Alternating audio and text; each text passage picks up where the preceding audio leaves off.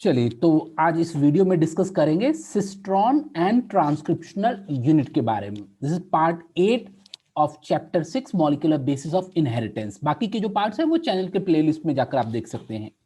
तो स्टार्ट करते हैं। तो सबसे पहले तो बात होती है what is transcription. So transcription क्या होता है? डीएनए से आरएनए फॉर्मेशन को बोलते हैं ट्रांसक्रिप्शन कहा जाता है।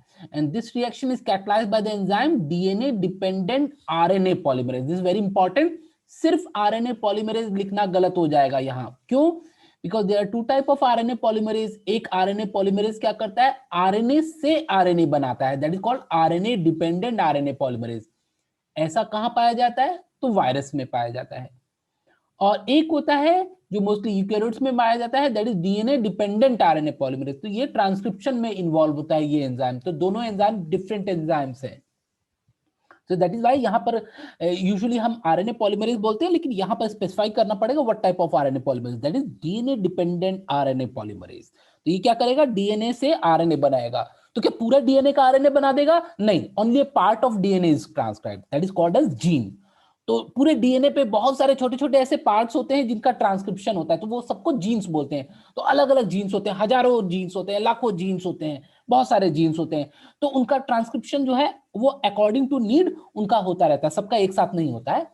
So usually these are called gene. तो जीन जो टर्म है जोहानसन ने सबसे पहले दिया था।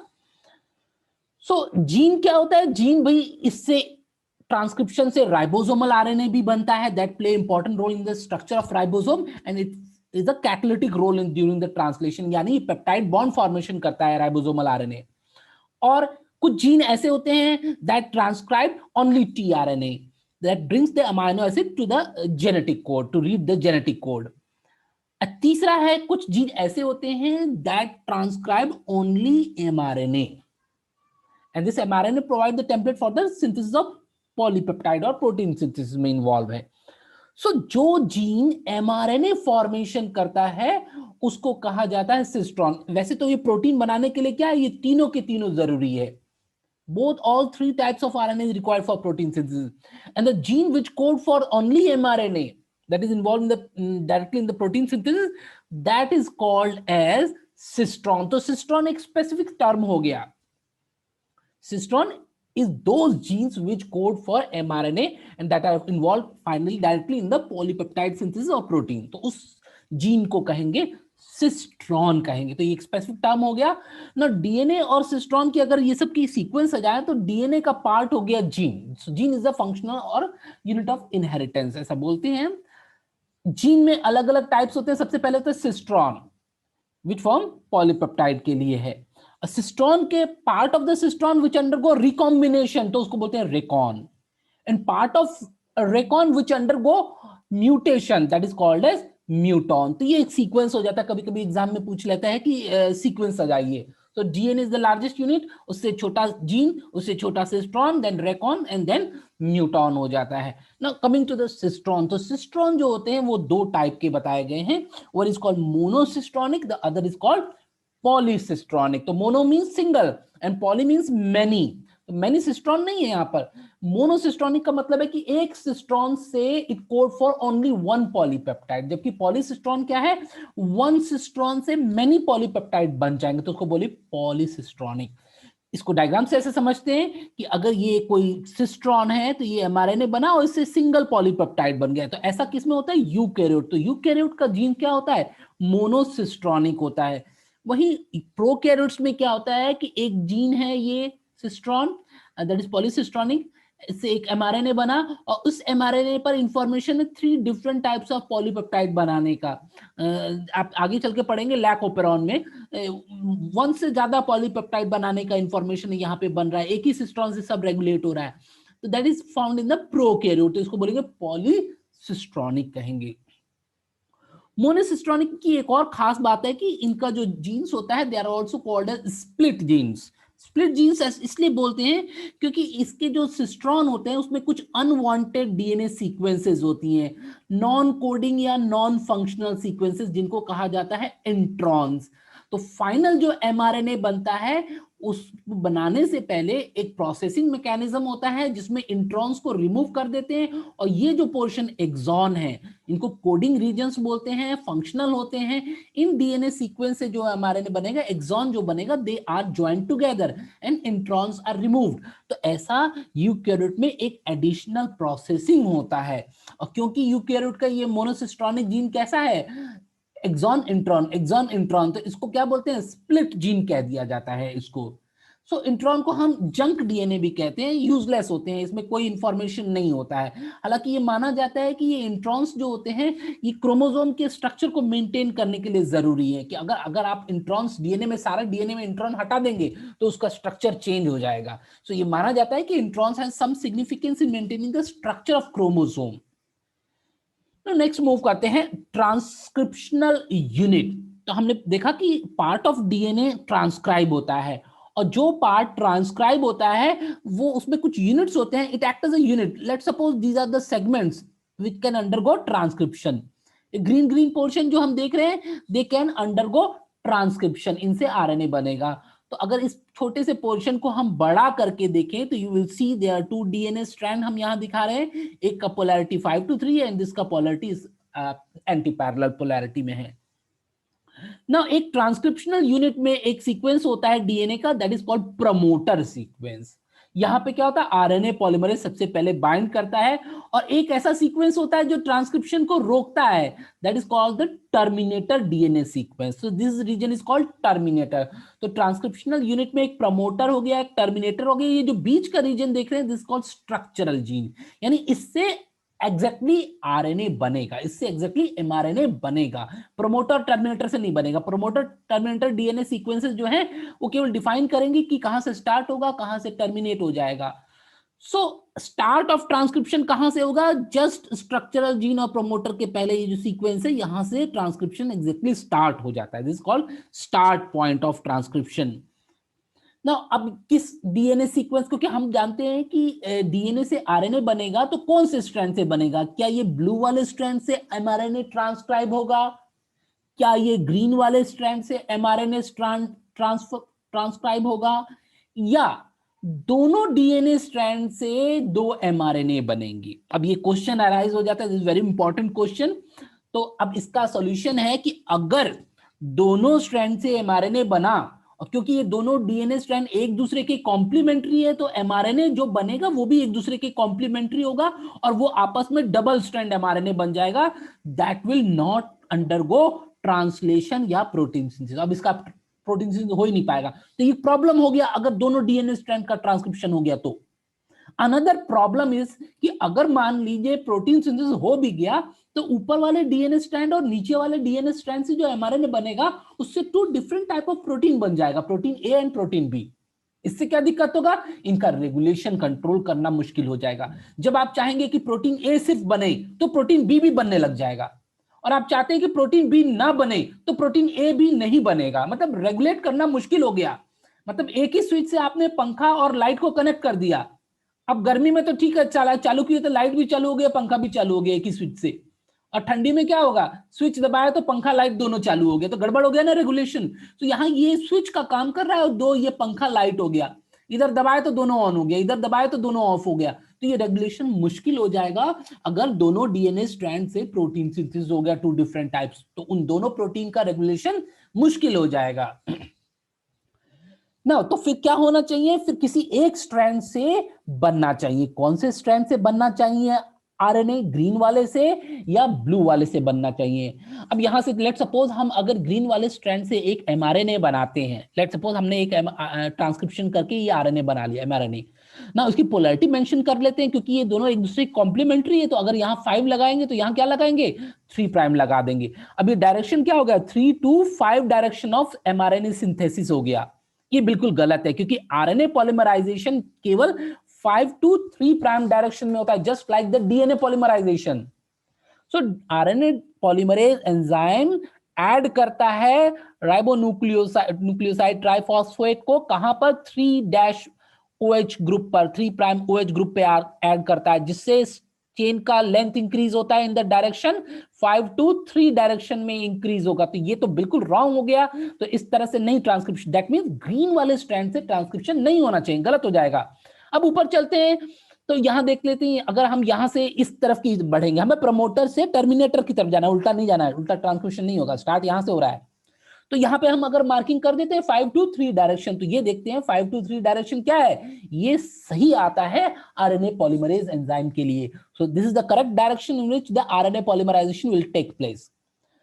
नाउ अगर हम देखेंगे तो this now blue will act as a template to form the mRNA. So template strand, let's suppose template strand में ये लिखा हुआ है, ये इसका डीएनए सीक्वेंस है, तो एमआरएनए जो बनेगा क्या होगा, उसका कॉम्प्लीमेंट्री बनेगा। बस याद रखना है, जहां पे टी लाना है वहां पर यूरैसिल ला देंगे, यू, जैसे ए का कॉम्प्लीमेंट्री टी होगा तो टी ना लिखकर हम यूरैसिल लिख देंगे, बाकी सब जी का कॉम्प्लीमेंट्री सी, सी का कॉम्प्लीमेंट्री जी लिख देंगे। तो ये कॉम्प्लीमेंट्री बेस पेयरिंग रूल के अनुसार इस टेम्पलेट डीएनए से एमआरएनए बनेगा।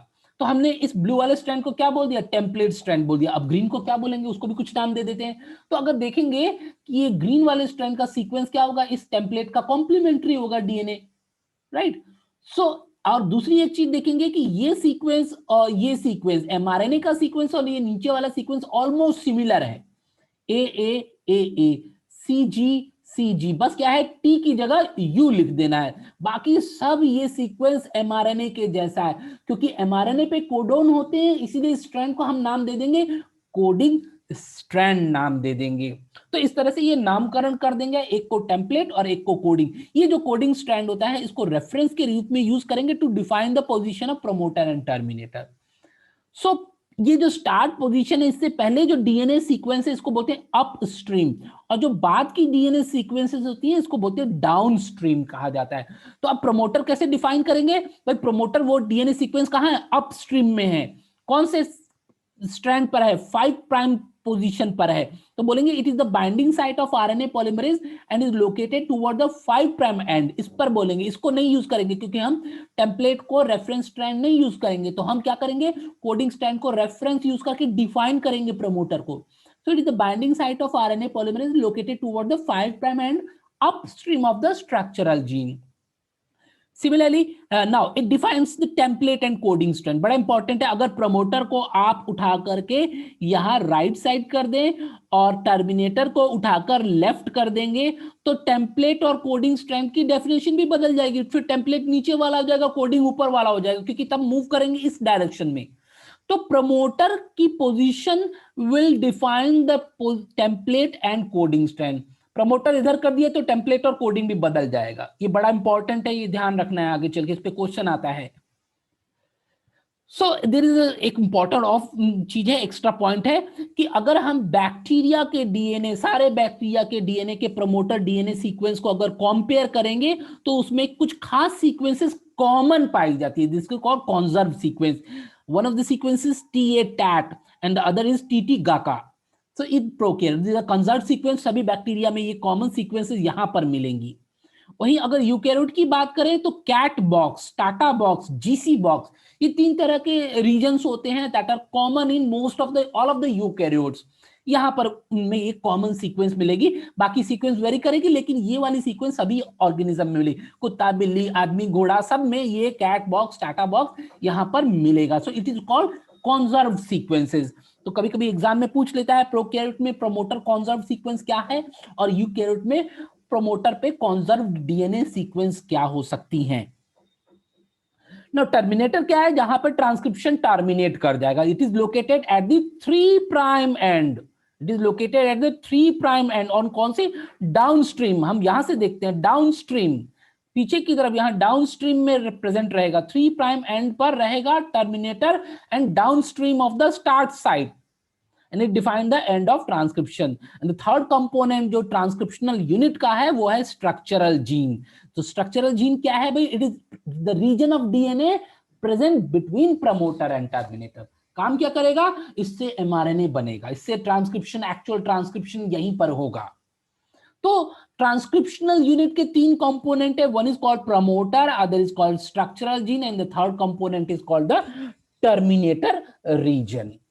Now we will see कि ये जो टर्मिनोलॉजी है, टेम्पलेट स्ट्रैंड, कोडिंग स्ट्रैंड, इसके अलावा भी कुछ टर्मिनोलॉजीज बताई गई हैं स्ट्रैंड को डिफाइन करने के लिए, वो भी देख लेते, कभी कभी एग्जाम में पूछ लेता है। सो यू सी, क्योंकि एमआरएनए डायरेक्टली प्रोटीन बनाता है, it has a sense, it has a sense, तो इसीलिए इसको सेंस स्ट्रैंड या पॉजिटिव स्ट्रैंड कहते हैं। और क्योंकि ये जो टेम्पलेट उसका कॉम्प्लीमेंट्री है, इसलिए इसको क्या बोल देंगे, एंटी सेंस या negative. And this coding is similar to mRNA, it is called sense और पॉजिटिव स्ट्रैंड। तो कभी कभी ये कभी एग्जाम में बोल देता है कि सेंस स्ट्रैंड की ये सीक्वेंस है, तो बताओ एंटी सेंस की सीक्वेंस क्या होंगी, तो वो कॉम्प्लीमेंट्री हो जाएंगी। सिमिलरली आपको एंटी सेंस डीएनए का सीक्वेंस दिया हो और आपको पूछे कि एमआरएनए क्या बनेगा, तो आप इस तरह से बना लेंगे। या सेंस का अगर डीएनए सीक्वेंस दिया हो तो आप सेंस जैसा ही एमआरएनए बना देना है। बस ये ध्यान रखना है कि जो सेंस स्ट्रैंड यानी कोडिंग स्ट्रैंड पे जहां जहां टी लिखा होगा वहां वहां यू लिख देंगे, तो वो एमआरएनए बन जाएगा। ना 3 इंपॉर्टेंट क्वेश्चन यहां से आते हैं। एक होता है कि यहाँ पे जस्ट एक सीक्वेंस दे दिया गया है डीएनए स्ट्रैंड का और आपको उस पर आरएनए बनाना है, तो कॉम्प्लीमेंट्री बेस पेयरिंग रूल से आप आरएनए बना दो। ध्यान रखना है ये 5 प्राइम का भी कॉम्प्लीमेंट्री लेके चलना है 3 प्राइम। और कभी कभी ये क्वेश्चन क्या उल्टा लिख देता है आंसर में, ऑप्शन में इस तरह से, तो वो ये भी सही है। तो यहां से भी लिख देगा 5 प्राइम GGCA इस तरह से, तो ये दोनों आंसर सही हो जाएंगे। या आपको ये आंसर मिलेगा नहीं, ये लिखा होगा और आप सोचेंगे अरे 5 प्राइम का 5 प्राइम लिखा हुआ ये गलत है। नहीं नहीं, ये गलत नहीं है, उसी को उल्टा करके लिख दिया है, इसलिए ध्यान रखना है इस चीज को। सेकंड टाइप का क्वेश्चन है कि आपको डिफाइन कर देगा कि ये कोडिंग स्ट्रैंड है। अगर लिखा हो कोडिंग स्ट्रैंड है तो आप ठीक ऐसे ही सीक्वेंस लिख दो और आप टी की जगह यू लिख देना बस। बाकी सब 3 प्राइम से लेके 5 प्राइम पूरा वैसा को वैसे लिख देना, टी की जगह यू लिख देना, आंसर आ जाएगा।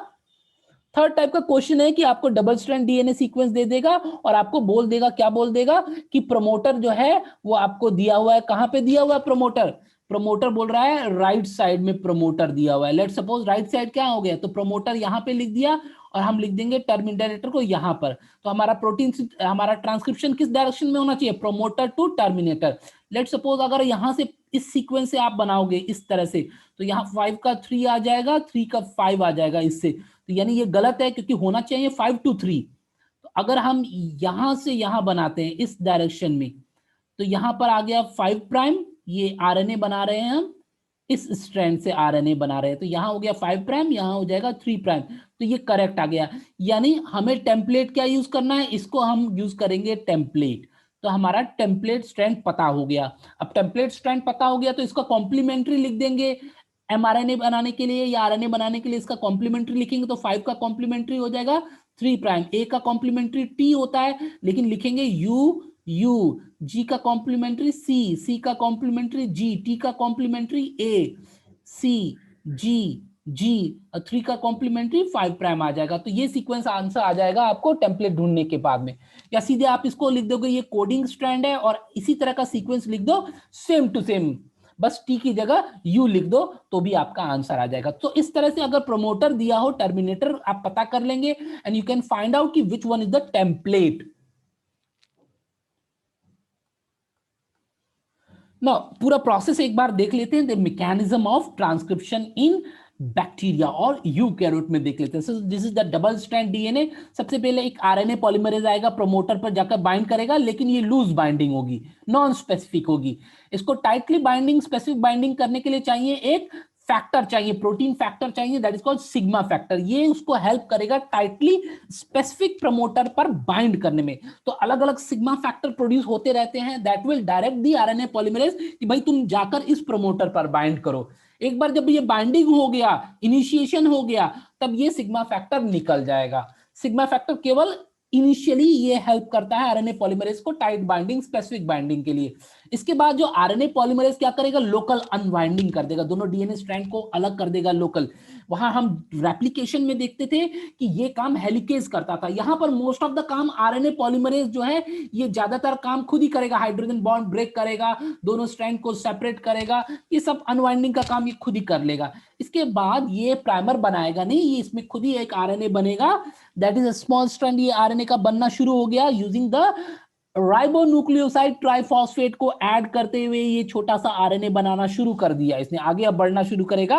And this is a structure very important है कि ये डीएनए आरएनए हाइब्रिड बना है। जबकि रेप्लिकेशन में ऐसा कोई डीएनए आरएनए हाइब्रिड नहीं बनता है इस तरह का, केवल प्राइमर में मतलब वो तो शॉर्ट फ्रेगमेंट होता है, यहाँ पूरा बनेगा इस तरह से आगे चल के। ये इस तरह से आगे ये ट्रांसक्रिप्शन को कैरी ऑन करता जाएगा और एक आरएनए बनते जाएगा। प्रोकैरियोट में क्या होता है कि ये प्रोसेस साइटोप्लाज्म में होता है, इसलिए वहां पे राइबोसोम सब यूनिट भी प्रेजेंट होते हैं। तो जैसे ही आरएनए बन रहा है साइमल्टेनियसली क्या हो जाएगा, प्रोटीन सिंथेसिस भी स्टार्ट हो जाएगा, राइबोसोम जाके उसको बाइंड कर लेंगे एंड ट्रांसलेशन भी स्टार्ट हो जाएगा। तो एट अ टाइम ट्रांसक्रिप्शन और ट्रांसलेशन दोनों साथ साथ हो रहा है बैक्टीरिया में।